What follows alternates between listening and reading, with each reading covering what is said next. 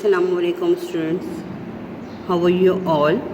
Hope you all will be fine and good. As you know that I had given you first half part of MCQs in first video. Now I'm going to explain you with tricks to solve the resting of the paper. So let's move on. In first video we have done the 20 MCQs and now I'm going to start from 21st to end. 21st, select the correct form of narration. He will say, I am enjoying my life fully. यहाँ पर जो है narration दी है और आपको इसको tense के मुताबिक चेंज करना होगा और टिक करना होगा जो भी इसका करेक्ट आंसर होगा. As I said before first video, you have to learn must the tenses, voices, narration. If you have got and understood that, then you can easily solve these kinds of MCQs. He will say that he is enjoying my life fully. He will say that he was enjoying his life fully. He will say that he is enjoying him life fully. He will say that he is enjoying his life fully. So you have learned that if the tense is in continuous form of present, then in narration that sentence change into past continuous tense. Now second, select the correct form of narration. Again यहाँ पर जो portion है, अब वो narration का शुरू हुआ है, पहले वॉइसेस का था और अब नरेशन का पोर्शन शुरू हुआ है. ठीक है, तो वही बात कि आपको जो है ग्रामर पोर्शन अच्छी तरीके से आना चाहिए जिसकी बेस के ऊपर आप ये ईज़िली सॉल्व कर सकते हो. The teacher said to the students, I shall give you a test in English tomorrow. तो यहाँ पर वही सेम कि आपको अपनी जो है टेंस को समझना है, फॉर्म्स को समझना है, उसके बाद जो है आप इसको इजीली चेंज कर सकते हो. इसमें रिपोर्टिंग और रिपोर्टेड स्पीचेस होते हैं जो हमें चेंज करने होते हैं. जैसे कि आपको पता है कि से जो है वो चेंज हो जाता है सेट के अंदर और कॉमा, इन्वर्टेड कॉमास की जगह पर हम डैट यूज़ करते हैं और उसके बाद जो हमारा रिपोर्टिंग सेंटेंस होता है वो अकॉर्डिंग टू हमारे टेंस के मुताबिक वो चेंज होता है. अगर प्रेजेंट कंटिन्यूस है तो वो प्रेजेंट कंटिन्यूस जो है वो चेंज हो जाएगा पास्ट कंटिन्यूस में. अगर प्रेजेंट डेफिनेट है तो वो चेंज हो जाएगा पास्ट इंडेफिनेट के अंदर. इसी तरीके से प्रेजेंट के जो टेंस होंगे वो चेंज हो जाएंगे पास्ट के अंदर. The teacher told the students that he would give them a test in English tomorrow. The teacher said to students that he will give them a test English the next day. C, the teacher said to the students that he would give you a test English the next day. D, the teacher told the students that he would give them a test in English the next day. So यहाँ पर जो narration में कुछ changes भी होती हैं, like tomorrow, previous day, next day, night, day before yesterday, day after tomorrow. तो ये तमाम चेंजेस भी आप लोगों को जो है अच्छी तरीके से याद करनी होती हैं दिस दैट के अंदर, दीज दोज में. तो ये तमाम चीज़ें आपको अच्छे तरीके से लर्न करनी होंगी. Now move on. 23, select the correct form of narration. Same यहाँ पर जो अभी पोर्शन चल रहा है वो नरेशन का ही चल रहा है. तो लेट्स मूव ऑन कि हम देखते हैं कि आगे हमारा क्या आता है. क्योंकि वॉइसेस हम कर चुके हैं, अब नरेशन की टर्न है, शायद उसके बाद अब जो है वो हमारा टेंसेस फॉर्म के अंदर आ जाए. So let's see. They exclaim that these mangoes were very sweet. इसे भी जो है आपको नरेशन के अंदर चेंज करना है, करेक्ट फॉर्म जो है इसकी नरेशन की वो टिक करनी है।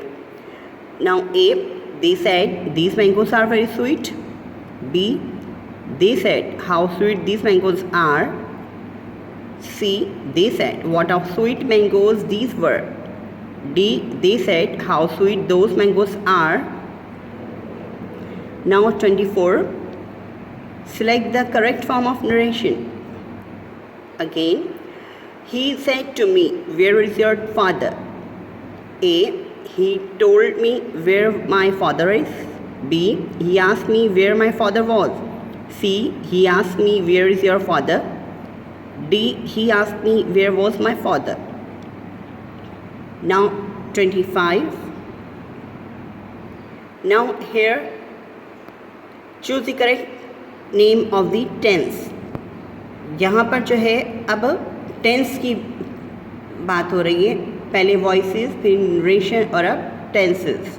ये तमाम चीज़ें जो हैं आप लोगों को अच्छी तरीके से लर्न करनी होंगी, तो ही आप इजीली कर सकते हैं सॉल्व। और ये बहुत इजी होती हैं समझने के लिए, आप इजीली इसको कर सकते हो। अगर आप लोगों ने ये तमाम ग्रामर की तीनों चीज़ें सीख चुके हैं तो इजीली आप कर लोगे और उसके अंदर बिल्कुल सॉलिड मार्क्स होंगे जो कि आपको इजीली गेन हो जाएंगे।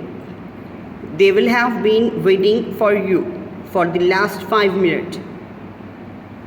यहाँ पर आपको बताना है कि इसकी करेक्ट फॉर्म कौन सी है। अब देखिए विल की बात आ रही है तो जाहिर है विल जो है वो शो करता है हमारा टेंस फ्यूचर को, ठीक है।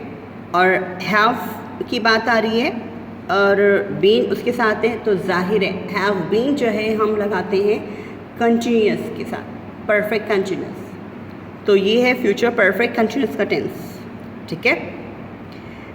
ए है future indefinite tense, future continuous tense, C future perfect tense और D future perfect continuous tense. Now 26, choose the correct negative form of the sentence. यहाँ पर जो है नेगेटिव फॉर्म आपको यूज़ करनी है। We sang song in the party yesterday। अब हमें देखिए ये है इंडेफिनिट का tense. We sang song in the party yesterday, ये है पास्ट इंडेफिनिट का टेंस, ठीक है।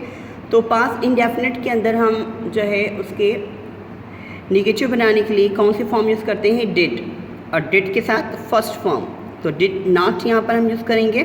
So let's see, option A है इसका, we do not sing songs in the party yesterday।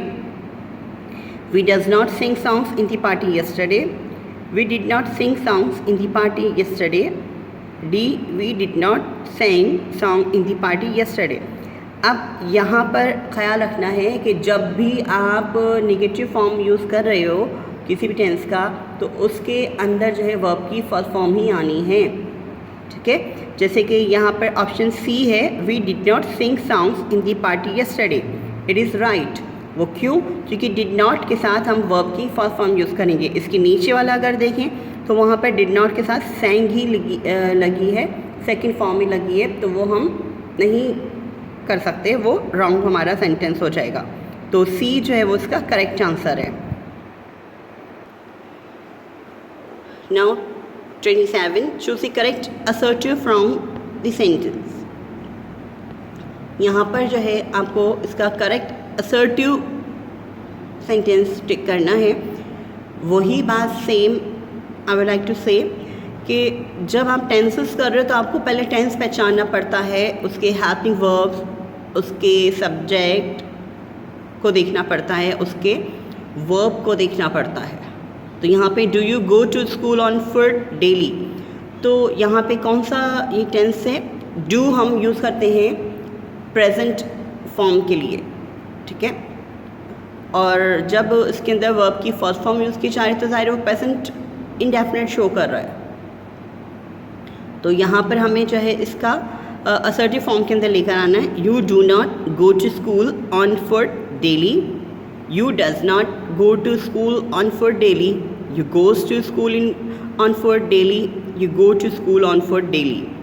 यहाँ पर जो है हमें क्या करना है, डू का इस्तेमाल हो रहा है, तो और इसे असर्टिव फॉर्म के अंदर लेकर आना है, ठीक है। और यहाँ पर हमें बताना है you go to school on foot daily, तो इट इज़ द करेक्ट। क्यों? क्योंकि do you go to school on foot daily ये था हमारा इंटरोगेटिव, हमें इस असर्टिव के अंदर लेकर आना है, तो यहाँ पे डू जो था वो हट जाएगा और फिर आ जाएगा you go to school on foot daily, और क्वेश्चन मार्क यहाँ से रिमूव हो जाएगा क्योंकि वो इंटरोगेटिव था और हमें असर्टिव लिखा है। असर्टिव क्या होता है? बिल्कुल सिंपल सेंटेंस होता है जिसके अंदर सब्जेक्ट, वर्ब, देन ऑब्जेक्ट होता है, right. Now 28, select the correct type of the sentence may you live now. यहाँ पर ये बताना है कि ये आपका असर्टिव सेंटेंस है, इंटरोगेटिव है या फिर एक्सक्लेमेटरी है और ऑप्टेटिव सेंटेंस है। यहाँ पर हम क्या है कि सिंबल हम देखते हैं कि कौन सा सिंबल यहाँ पर लास्ट के अंदर लगी हुई है, एक्सक्लेमेशन, तो ये हमारा ऑटोमेटिकली क्या हुआ? एक्सक्लेमेटरी सेंटेंस हुआ। Then 29, use the correct degree of the adjective given in the bracket. My father is a slash the dash man is the town, ठीक है। आपको याद होगा कि मैंने इससे पहले वाले ऑप्शंस में आप लोगों को बताया था कि द जो है हम यूज़ करते हैं किसके साथ? जब हम वर्ब एडजेक्टिव बना रहे हैं तो उसमें जब द यूज़ हो रहा है तो EST फॉर्म हम लगाते हैं, the richest man in the town, ठीक है। Choose the correct article. Dash boy who stood first in the class is my brother, ठीक है। The boy who stood first in the class is in my brother. 31, pick out the correct preposition. I do not agree dash your proposal with to, for, into, ठीक है। यहाँ पे हम to जो है to your proposal कहते हैं और विद हम शो कर रहे होते हैं जब हम किसी से डीलिंग कर रहे हैं और फिर साथ डीलिंग कर रहे हैं तब। So I do not agree with your proposal. 32, a word which express some certain feelings is called conjunction, interjection, preposition, adjective। जो सडन एक्सप्रेशंस होते हैं वो हमारे क्या कहलाते हैं? कंजंक्शंस कहलाते हैं, इंटरजेक्शन कहलाते हैं, प्रीपोजिशन, एडजेक्टिव। ये आपको ख़ुद को पहचानना पड़ेगा क्योंकि इट्स सो इजी। इसके लिए आपको पार्ट्स ऑफ स्पीच भी आने चाहिए जो कि आई डोंट थिंक सो कि आप लोगों को रिमेंबर होंगे। इसी बहाने, मेरे ना बताने के बहाने आप लोग शायद पढ़ लें और समझ लें, तो ये पार्ट्स ऑफ स्पीच भी आने चाहिए। So now let's move on further. 33, basically there are only dash article in English grammar. कि इंग्लिश में जो है बेसिकली कितने आर्टिकल्स होते हैं? 2, 3, 4 एंड 5। ये भी आपको आना चाहिए आर्टिकल्स का कि आर्टिकल कितने होते हैं, ठीक है। It's also a basic question. English alphabets are divided into dash categories. और इंग्लिश अल्फ़ाबेट्स जो है वो डिवाइड होते हैं कितनी कैटेगरीज़ के अंदर? ये भी सो इजी कि कितने लेटर्स होते हैं इंग्लिश के। ये एक प्राइमरी क्वेश्चन है कि कितने लेटर्स हैं उसके, ये भी आपको आना चाहिए। 35, by profession William Ross Wallace was an doctor, businessman, engineer, lawyer. यहाँ पर अ जो है हम लगाते हैं किसके साथ? जो हमारे कॉन्सोनेंट होते हैं। एन हम लगाते हैं जो वॉवेल होता है, ठीक है। कि ये बताने के विलियम रॉस वॉलेस जो थे वो डॉक्टर थे, बिजनेसमैन थे, इंजीनियर थे या लॉयर थे। Is it matter of shame to clean what we ourselves make dirty? It is spoken by. कि जो सेंटेंस है ये किसने कहा था? Uncle, Akhtar, Rukhsana, mother. Same I would like to say that अगर आप लोग लेसन्स को अच्छी तरीके से रीड आउट करते हो then you have sort it easily. Otherwise, you will be confused and face difficulty. So, if you want to solve your MCQs first, you have to learn the lesson. Now, 37, 18 stands for the Garden of Paradise, the Garden of Flowers, the Garden of Hell, the Garden of Bushes. कि ये आपको बताना है कि ये किसके ऊपर stand करता है, इसकी मीनिंग क्या है. The Garden of Paradise, right? So, students, I have explained you the first part of section A, MCQs. Now I'm going to be a second part, section B, and then section C. Section B, which is short answer questions. In this section, you have to do any 6 questions of the following into 3 sentences each. Means आपको जो है यहाँ पर 6 questions जो है attempt करने हैं, उनके आंसर देने हैं, और तमाम क्वेश्चंस के जो आंसर्स हैं वो 3 सेंटेंसेस के अंदर आपको फिनिश कर देना है. ठीक है, मैक्सिमम जो है आपको 3 लाइंस के अंदर उसका आंसर पूरा डिफाइन कर देना है, पूरी बात आपको कंप्लीट कर देनी है. ठीक है, and that will be marks of 12, कि ये 12 नंबर का पोर्शन होगा. क्वेश्चन नंबर 2 आपका 12 मार्क्स का है, और ये जो पूरा सेक्शन बी है ये कंसिस्ट करता है आपके 24 मार्क्स के ऊपर. ठीक है, I would like to say that for this कि अगर आप लोगों को अगेन वही बात कि अगर आप लोगों को लेसन अच्छी तरीके से याद है तो ये जो 3 लाइन्स की क्वेश्चन हैं, शॉर्ट क्वेश्चन हैं, ये आप अपनी माइंड से भी लिख सकते हो. नेवर गिव अप, कि आप गिव अप ना करें कि क्वेश्चन कोई नहीं आ रहा है. आपको जो है क्वेश्चन राइट करने के बाद या क्वेश्चन नंबर डालने के बाद आपको उस क्वेश्चन से रिलेटेड उस लेसन के अंदर जो भी आपके माइंड के अंदर चल रहा है कि इस टॉपिक के बारे में बताया गया है या लेसन जो है डिस्कस है वो किस बारे में है, उसमें क्या कैरेक्टर थे, उनमें से कोई भी ऐसी बात आप वहाँ पर लिख सकते हो बजाय एम्प्टी करने के. क्यों? क्योंकि एम्प्टी के आपको कोई नंबर नहीं मिलने. अगर आप उसमें कुछ लिख देते हो अपनी तरफ से भी कि आपको वो ज़ीरो करना है, एम्प्टी छोड़ना है, तो उसमें से लिखकर कुछ नंबर लेना बेहतर होता है. So you have to write first without giving an hope. So let's move on the question first. How did Uncle Inayat convince Akhtar not to mind working with his own hands? When you are reading the question, you have to remind your core कि आपको जो है ये भी पता होना चाहिए कि ये क्वेश्चन जो है वो कौन से चैप्टर का है, ताकि आपको इजीली सॉर्ट आउट करने में इजी हो जाता है. और आप उसे अगर आंसर भी याद नहीं है तो आप उसे इजीली अपने वे के अंदर सॉर्ट आउट कर सकते हो. Because it is the short question and you have to write the answer within 3 sentences to finish that. What did Mozam do when Azam was milking the cow? 3. Describe any 2 sights the poet enjoys from the window of the railway carriage. What does rainbow signify? Why does the poet compare mother's hand to it? What did the Qazi say to the Caliph? How did the monkey entertain the people in their fair? How do you know that Casablanca was a patriotic boy? Mother's hand to it. Number 5. What did the Qazi say to the Caliph? 6. How did the monkey entertain the people in the fair? Number 7. How do you know that Casablanca was a patriotic boy of his time? 8. Why is the birth of a son regarded as a great blessing for the family? So, when you are doing the questions, you have to watch out the question carefully, that from which chapter it is taken from, कि किस chapter से लिया गया है, आपको ये देखना है और फिर उसे इजीली करना है. Do not make your answer long.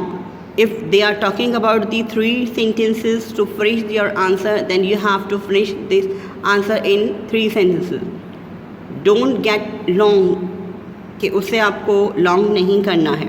Now question 3, use any 3 of the following idioms in your own sentences. It carries 6 marks.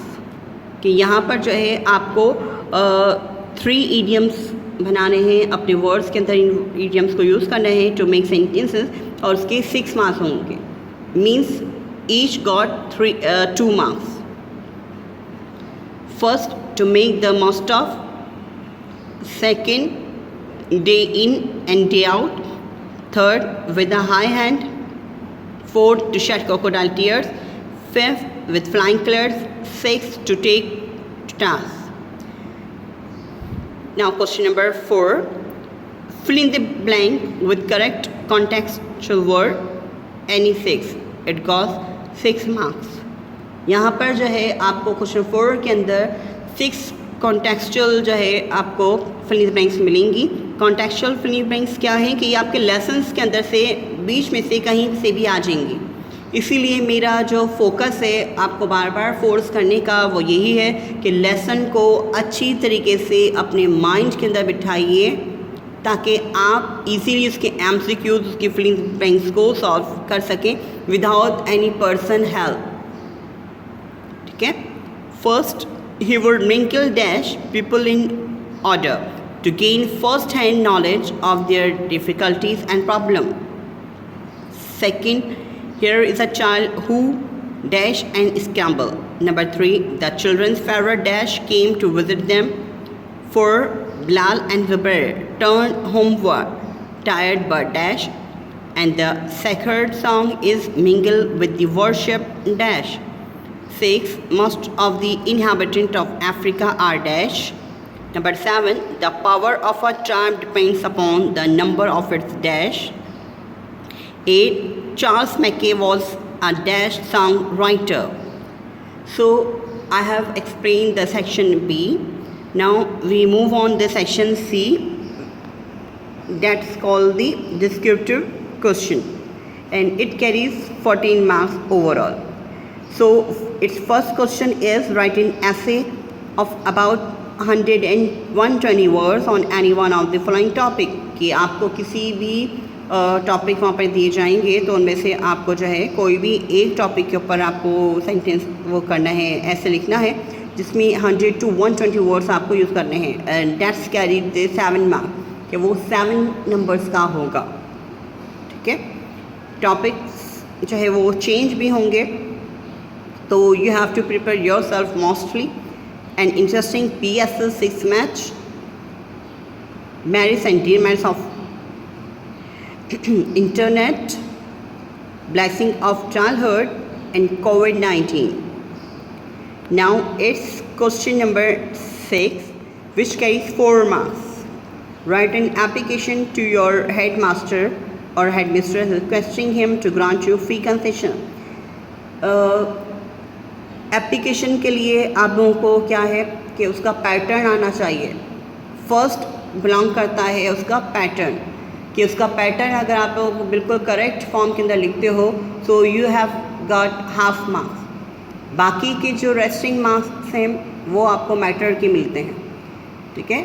तो पहले आपका जो है उसका स्टार्टिंग और एंडिंग का जो पैटर्न है वो देखा जाता है कि यू आर डूइंग राइट और रॉन्ग, और फिर आपका जो है मैटर वो कंसिडर किया जाता है, क्योंकि आपके पैटर्न को देखते ही जो है अंदाज़ा हो जाता है कि you have learn your work, you didn't cheat. तो इसलिए उसका पैटर्न आप लोग अच्छी तरीके से समझें एप्लीकेशन का, और इसके 4 मार्क्स हैं. या फिर आपको जो है वो लेटर करना होता है. सेम टॉक वही है कि इसके पैटर्न आपको आने चाहिए. Write a letter to the editor of a newspaper complaining against mobile snatching in the city. Letter और एप्लीकेशन इन दोनों में से जो है चॉइस होती है. ये दोनों आपको जो है एक करना होता है इन दोनों में से. Then question number 7, translate any 3 sentences into English. कि आपको जो है 3 सेंटेंसेस को इंग्लिश में ट्रांसलेट करना होता है, विच कैरीज 3 मार्क्स. कि उसके 3 मार्क्स होते हैं equal 1 marks each. So first है मुझे वहाँ पहुँचने में 5 मिनट लगेंगे. नंबर 2, इंसान फ़ानी है. नंबर 3 मरीज़ को कड़वी दवाई पीना पड़ती है। नंबर 4 2 और 2 4 होते हैं। नंबर 5 मैंने तुम्हारा काम कर लिया है। So it is the translation. तो आप लोग जो है ट्रांसलेशन अगर अपने टेंसेस वाइज कर रहे हैं, उसे पहचान रहे हैं, तो उसके लिए आपको अगेन टेंसेस का कहूँगा कि टेंसेस अच्छी तरीके से आने चाहिए, समझने चाहिए। उसकी उर्दू को अच्छी तरह समझनी चाहिए कि उसमें क्या क्या सिंबल्स हम यूज़ करते हैं कि जिसे हम पहचान के उसे इंग्लिश में ट्रांसलेट कर सकें। ठीक है। So students, I have explain you your English model paper with tricks, so hope you will follow the tricks and make your paper so easy. So best of luck. Thank you. Khuda Hafiz.